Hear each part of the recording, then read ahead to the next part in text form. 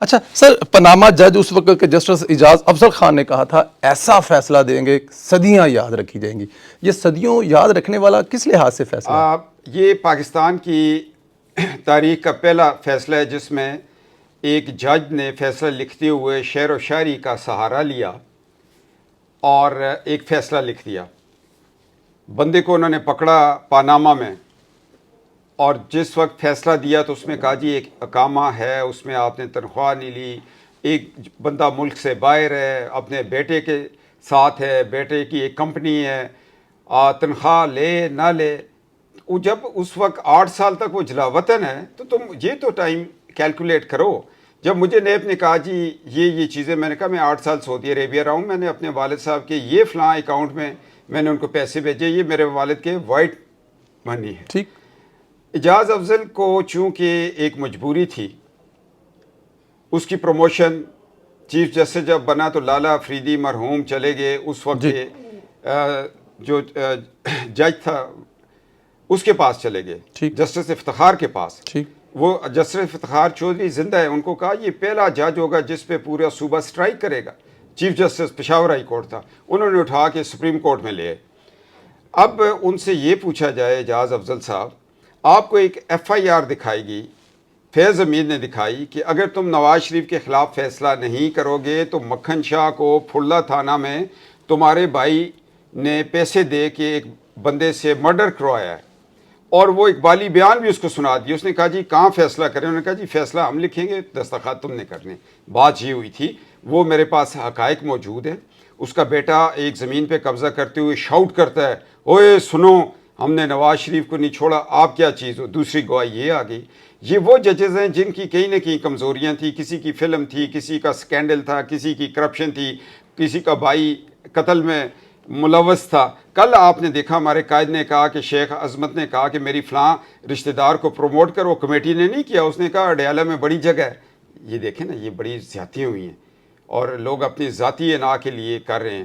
اور یہ وقت بنے گا، کوئی کمیشن بنے گا انشاءاللہ تعالیٰ، اس میں یہ سارے لوگ جواب دہ ہوں گے. انہوں نے ریاست پاکستان پہ حملہ کیا ہے. بالکل ٹھیک کہہ رہے ہیں، لیکن کیا کمیشن بنے گا تو بنے گا، لیکن قاضی فائصہ صاحب ان عدالتی کرداروں کا احتساب نہیں کر سکتے؟ انہوں نے بھٹو صاحب کا کیس بھی اٹھا لیا ہے، تو کیا ان کے بارے میں بھی سوچتے ہیں کہ قاضی صاحب کچھ کر سکتے؟ دیکھیں جی، چیف جسٹس آف پاکستان، ان کے اوپر بڑی ذمہ داریاں ہیں، بڑے کیسز پڑے ہوئے ہیں. جب ریاست یہ فیصلہ کرے گی کہ سپریم کورٹ آف پاکستان میں 8 گھنٹے 24 گھنٹے عدالتیں لگی رہیں گی، جج صاحبان کی تعداد کو بڑھایا جائے گا، جو کیبنٹ پارلیمنٹ اس کی اجازت دے گی. اسی طرح ہائی کورٹ، چاروں ہمارے ہیں، آزاد کشمیر اور جی بی کا بھی لوڈ ہے. ان سب کو اکٹھا کر کے عدالتوں کے جج صاحبان کی تعداد بڑھائی جائے. ہر ڈویژنل ہیڈ کوارٹر پہ جس طرح ہمارے عدالتیں بیٹھی ہیں، ڈی بی بیٹھی ہے، اس کی تعداد بڑھائی جائے. ضلعی لیول تک ہمیں ڈی بی کو بھیجنا پڑے گا، تب جا کے یہ آپ کے 76 سالہ کیسز کم ہوں گے، پھر سپریم کورٹ پہ لوڈ کم ہوگا. میں یہاں آپ کو بتاؤں کہ ایک کیس ہے اسٹیٹ کا، اور یہاں پہ قزلباش فیملی کا کیس ہے. 22 سال ہو گئے اس کا فیصلہ نہیں ہو رہا.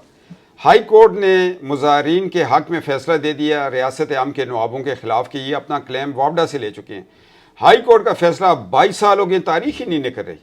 تو کیسے لوگ مر گئے ہیں، چندہ کر کر کے مظاہرے مر گئے ہیں، وکیلوں کو پیسے دے دے کے. وکیل بھی آخر اسی کام کے لیے بیٹھے کہ انہوں نے لوگوں کو انصاف لے کے دینا ہے، دفتر ہے، اسٹاف ہے.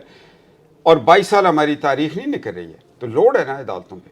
تو اس لیے عدالتوں کے دائرہ کار کو دیکھنا پڑے گا، تنقید نہیں کی جانی چاہیے، ہمیں ان کی تعداد بڑھانی پڑے گی. تعداد بڑھانی چاہیے، اور قاضی صاحب جو ہیں یہ عدلیہ میں کچھ اصلاحات کریں جیسے.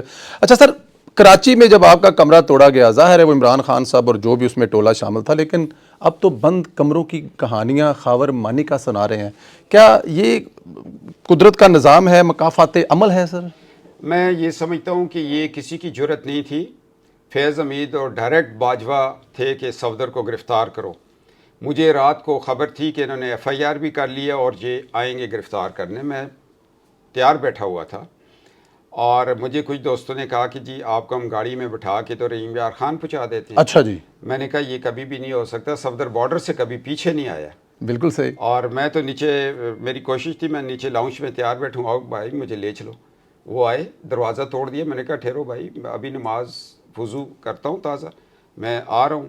دروازہ انہوں نے توڑا. میں نے کہا اندر نہ یہ فروٹ والی ایک چھری پڑی ہوئی ہے, ہاتھا پائی ہو جائے گی آپ کے ساتھ, میری فیملی ہے, ہم اندر بیٹھے ہوئے ہیں. تو میں نے کہا گرفتار کرنا کریں. بڑے کیمراز لے کے آئے. تو میں جب باہر نکلا میں نے کہا باجوہ آئے فیض حمید, وہ پھر انہوں نے نہیں چلایا کہ یہ قید بھی ہو رہا ہے اور ہمیں برا بھلا بھی کہہ رہا ہے. میڈیا آپ کو چلاتا نہیں ہے ویسے؟ نہیں, وہ فیض حمید کی میڈیا ٹیم آئی تھی ایک کیمرہ لے کے کہ دکھاؤ کیسے ہے کیا ہے. بہرحال یہ اخلاق سے گری ہوئی بات ہے, سیاست کو چھوڑ دیں, ان کو حیا آنی چاہیے. میں بھی ایک فوجی ہوں اور ایک فوجی کا گھر تم توڑ رہے ہو, اور ہم تو فوج میں اپنی بھابھیوں کو بہنوں کا درجہ دیتے ہیں, اور یہ کیسے غیرت مند جرنیل تھے جنہوں نے اپنی بہن کا دروازہ توڑ دیا. لیکن کیپٹن صاحب جب آپ ان کے ساتھ جا رہے تھے تو پھر دروازہ توڑنے کا مقصد کیا تھا؟ کچھ ڈرانا تھا؟ ڈرانا نہیں تھا, ڈسکریس کرنا تھا. وہ گجرانوالہ جلسے میں کا ان کے پیٹ میں بڑی تکلیف تھی کہ نواز شریف صاحب نے ان کرداروں سے پردہ اٹھا دیا تھا. تو انہوں نے کیا کہا کہ جی یہ تو لندن بیٹھے ہوئے ہیں تو ہمارا نام لیا ہے. تو میں نے پھر پشاور ہائی کورٹ میں نے کہا وہ لندن بیٹھے ہیں, ہم تو یہاں ہیں, ہم نے یہاں بھی نام لے لیا. ہم نے یہاں بھی یوتھ کے کنونشن میں بھی فیض حمید کو للکارا. بلکہ میں نے ایک آئی جی کو لیٹر لکھا کہ فیض حمید کو پابند کریں میرے ساتھ 107 میں. پھر میں نے ہائی کورٹ پشاور میں ایک جج صاحب کو درخواست دی, وہ ریکارڈ کیسا ہے, میں کہا مجھے اگر کچھ ہوا تو فیض حمید کو چارج کرنا ہے. میں نے تو بندیال صاحب کی عدالت میں کہہ دیا تھا, میں نے کہا آپ اعجاز افضل کی اماء پر ہمارا کیس سپریم کورٹ فیصلہ کرنے جا رہی ہے کہ اس کو مانسرا شفٹ کیا. میں نے کہا مائی لارڈ شپ, اگر میرے اور میرے خاندان کو کوئی نقصان ہوا تو بندیال تھانہ میں آپ کے اوپر ایف آئی آر کراؤں گا. میرا وکیل کام کیا تھا, وہ لال سرخ ہو گئے. میں نے کہا ہمارے خلاف ریکوزیشن ہوئی ہے. اور بندیال صاحب کی مسز کو, اعجاز افضل کی مسز نے فون کیا.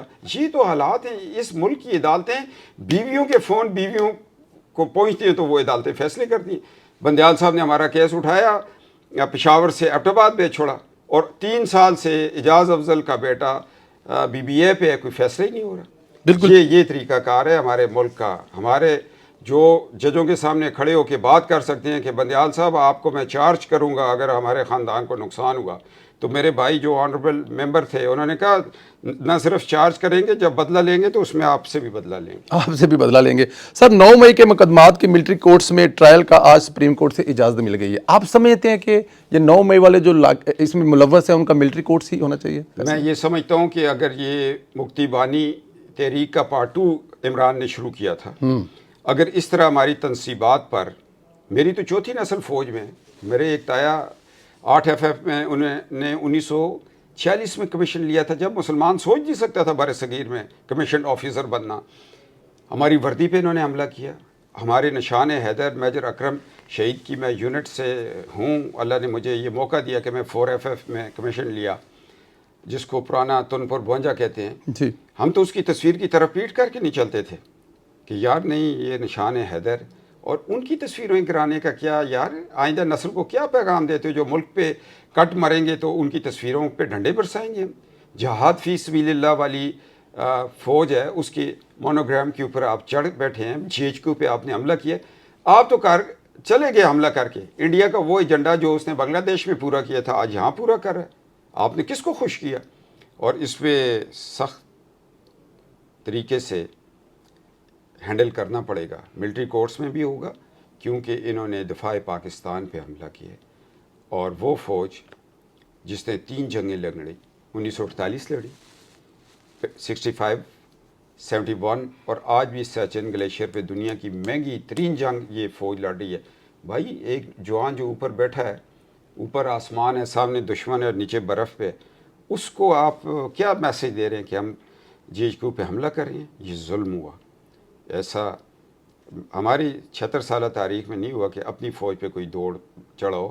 ہاں بنگلہ دیش میں ہوا تھا, وہ بھی انڈیا کے لوگ جو مکتی بانی کی صورت میں آئے تھے, آگے دشمن سے لڑائی ہو رہی تھی, پیچھے ان سے ہو رہی تھی. یہ ان کا ریپلے ہے.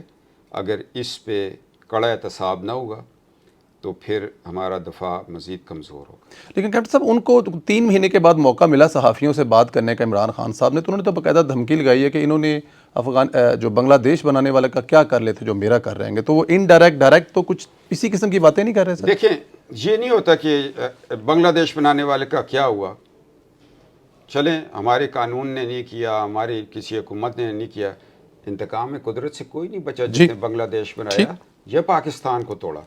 یہ ملک جو ہے اللہ کی رحمتوں سے بنا، اور یہ خاص عنایت اللہ کی، اس کے ساتھ جو وفادار نہیں ہوگا تو وہ اللہ کی نظروں میں بھی پھر باعزت نہیں ہوگا، پھر اللہ اس کو، کیونکہ یہ اسلامی ریاست ہے، یہ اللہ کے دین کی بنیاد پر بنی ہے، یہ اس سے وفا نہیں کرو گے تو پھر رب تمہارے ساتھ وفا نہیں کرے گا۔ بالکل ٹھیک ہے۔ افغانیوں کے بہت سارے مسائل ہیں پاکستان میں، ظاہر ہے بڑی دیر سے بھی ہیں، دہشت گردی میں اور بہت سارے، ریاست ان کو واپس بھیج رہی ہے اور عمران خان رستے میں رکاوٹ بن رہے ہیں، یہ تو پھر ریاست کے خلاف پھر کھڑے ہو رہے ہیں نا خان صاحب؟ میرا خیال ہے کہ ہم نے 11 سال اپنے مسلمان افغان بھائیوں کے لیے جہاد بھی کیا ہے، جی ان کے لیے، اس کے بعد ضیاء الحق گورنمنٹ کے بعد ہم نے ان کو سنبھالا بھی ہے۔